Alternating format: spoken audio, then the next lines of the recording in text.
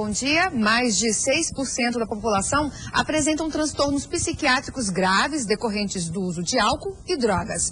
Mas com a redução dos leitos hospitalares e a falta de CAPs, como fica então o paciente que precisa de atendimento? Para responder essa pergunta, nós convidamos o Dr. Antônio Geraldo, presidente da Associação Psiquiátrica de Brasília, e também aqui no estúdio conosco nós recebemos Tiziano Figueiredo, advogado criminalista. Bom dia aos dois. Começar com o doutor Antônio Geraldo. Doutor Antônio Geraldo, como que é a situação hoje do dependente químico que precisa de atendimento? Hoje o que impera é a desassistência. Infelizmente, no Brasil, o número que nós temos de CAPS-AD, que são chamados Centros de Atenção Psicossocial para Álcool e Drogas, é muito pequeno. São cerca de 234 CAPs no Brasil inteiro. Isso jamais vai atender a demanda do país inteiro. E esse número de CAPs que fala que atende a 60% da população brasileira, isso é dito pelo Ministério da Saúde. Eu não consigo entender essas contas, até pelo número de CAPs e o número de pessoas que têm os transtornos. Imagina, 6% da população, quando nós temos, então, 200 milhões de habitantes. Isso dá um total de 12 milhões de habitantes. Dizer que os CAPs que nós temos no Brasil atendem 12 milhões de habitantes, isso é uma brincadeira. Óbvio que não atende. A deficiência é grande, o sistema também não pode ser centrado em CAPs, nós temos que trabalhar em rede, nós não podemos também internar, como foi colocado pelo Ministério da Saúde, esses pacientes em hospitais da rede pública que já não aguenta a demanda que existe. Nós temos que trabalhar com hospitais pequenas, clínicas especializadas em que poderia dar demanda adequada a essa população ligada ao crack. Claro que ligado aos transtornos psiquiátricos de uma maneira geral, nós teremos que ter unidade de psiquiatria em hospital geral, nós teremos que ter hospitais especializados, os próprios CAPs que podem atuar. Eu acharia até melhor que o nome fosse CAMPs, que tivesse a obrigação de ter médico no serviço. Doutor Antônio Geraldo, fala-se muito que o crack tem um efeito devastador sobre o organismo do indivíduo. Quanto tempo, então, a pessoa que hoje é dependente química, dependente do crack especificamente, tem para esperar que o governo se estruture e ofereça a ele um tratamento condizente com o que, pelo menos, recomenda a Associação Médica, os médicos? Olha, o tempo é muito curto. É muito curto porque a doença realmente é devastadora. E você imagina que em 1990 nós tínhamos apenas 131 pessoas usuárias de crack da cidade de São Paulo, onde tudo começou. Em menos de 5 anos, 30% desses 131 já tinham morrido. Veja bem, se nós temos 600 mil usuários de crack no momento, nos próximos 5 anos, no mínimo 180 mil terão morrido. Então, isso é gravíssimo. Nós temos que atuar de uma forma de política de Estado. Isso não pode brincar, não pode trabalhar nesse sistema que vem trabalhando aí há 20 anos, há 12 anos, o mesmo grupo fazendo essas mesmas coisas sem resultado. Bom, deixa eu perguntar para o doutor Tiziano. Doutor Tiziano, o senhor acredita que o problema do tráfico, a solução desse problema passa pelo aumento da punição dos criminosos, dos traficantes de drogas?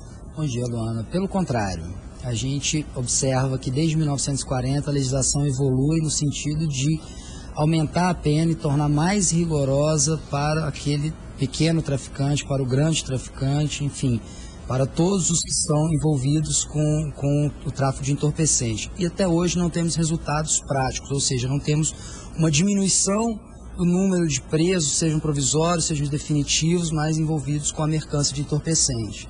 Então, eu entendo que, como bem ressaltado pelo Antônio Geraldo, falta uma estrutura no país para absorver as pessoas envolvidas com o uso de drogas leves ou pesadas e, consequentemente, estaríamos resolvendo também o problema daqueles pequenos traficantes esses que foram tratados pelo Supremo Tribunal Federal, a decisão da semana passada, como um problema público, de política pública, e não como um problema de segurança pública. Então faltam políticas públicas para ir direto ao ponto para poder combater esse problema? Perfeitamente. Faltam políticas públicas para poder diferenciar o grande traficante do pequeno traficante. Agora, uma questão que é bem polêmica. O tráfico de drogas é saúde pública? É uma questão de saúde pública ou de segurança pública? O tráfico de drogas, eu entendo que ele tem que ser diferenciado do pequeno traficante, aquele que sustenta o vício e mantém o vício com a venda de entorpecentes, que não pratica a venda de entorpecentes para alcançar uma cifra milionária, mas tão somente para se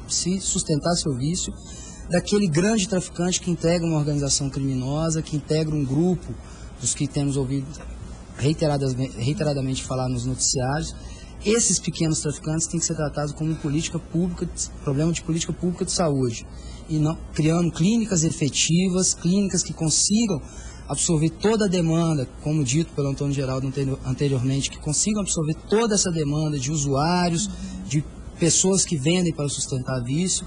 Dessa forma, estaríamos tratando a questão do tráfico no país legalmente. Doutor Antônio Geraldo, o senhor concorda com o doutor Tiziano de que é primeiro preciso enfrentar esse problema social, que é o uso de drogas? Eu acho que a questão aí do problema social ele é grave, ele deve ser tratado sim, não pode ser levado para a medicina a responsabilidade da resolução de todo esse estado do caos em que entramos e que, apesar do Brasil não ser produtor de cocaína e entramos nele, temos que levar em consideração que nós temos aqui toda a produção química da América Latina relativa à produção da cocaína. Isso é um trabalho que deve ser feito com as empresas que produzem os produtos, que vai fazer o refinamento da cocaína. Nós temos que levar em consideração que não é feito nada em relação à promoção da saúde, à prevenção em relação a tudo isso. Nenhum trabalho é feito com quem deveria ser cuidado, que é o adolescente. Se você trabalha com criança e adolescente, tem trabalhos mostrando que raramente a pessoa entra no uso de drogas depois dos 21 anos de idade. Então, se você consegue segurar e orientar nessa idade de criança e adolescente, isso é um trabalho de Estado, e aí entra, assim, a educação. Você tem que saber como educar a criança, saber como educar o adolescente, para que ele não inicie. Se não iniciar, realmente o resultado depois será um resultado benéfico. Nosso problema é, na área de saúde, não tem promoção da saúde mental, prevenção da doença mental e não há também atendimento. A desassistência psiquiátrica do país continua persistindo e nada é feito efetivo. Doutor Antônio Geraldo, se o senhor pudesse resumir em uma palavra, então, o atendimento que é oferecido hoje ao usuário de droga, em que palavra o senhor resumiria? No serviço privado, ele funciona muito bem. No serviço público é um desastre. Infelizmente, isso faz com que cresça o serviço privado no país, o que é ruim, porque o SUS é perfeito e deveria funcionar assim. Doutor Tiziano, também rapidamente uma palavra, se eu pudesse definir o atendimento que é feito hoje ao usuário de droga. Ineficaz. Ineficaz. Ok, obrigada pela participação dos dois. Catiúcia? Obrigada aos entrevistados, obrigada, Luana.